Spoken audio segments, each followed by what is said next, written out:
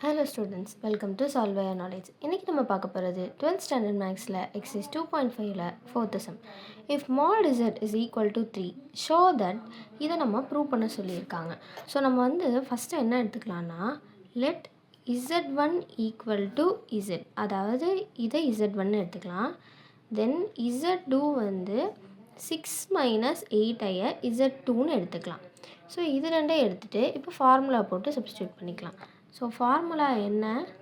mod z1 minus mod z2 is less than or equal to z1 plus z2, that is less than or equal to z1 plus z2. So நம்ம இதை தான் substitute பண்ண போகிறோம். இதுக்கு முன்னாடி mod of z வந்து 3ன்னு கொடுத்துட்டாங்க. நம்ம mod of z2 என்ன அப்படின்னு கண்டுபிடிச்சிரும். ஸோ mod of z2 அப்படிங்கிறது root of 6 square plus 8 square, அதாவது 36 plus 64. So this is nothing but root 100, that is equal to 10. So நம்மளுக்கு இதோட வேல்யூவும் தெரிஞ்சிச்சு, இதோட வேல்யூவும் தெரிஞ்சிச்சு. ஸோ டேரெக்டாக சப்ஸ்டியூட் பண்ணாவே போதும்.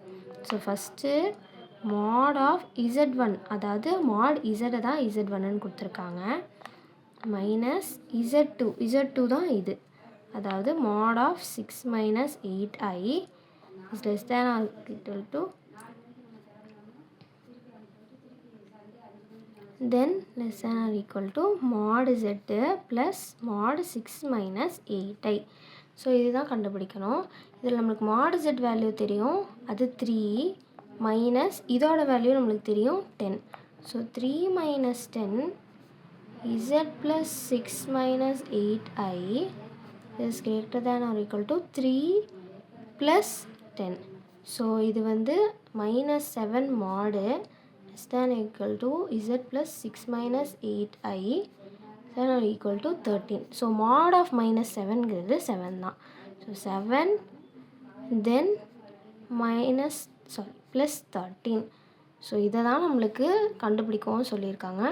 So it is hence proved.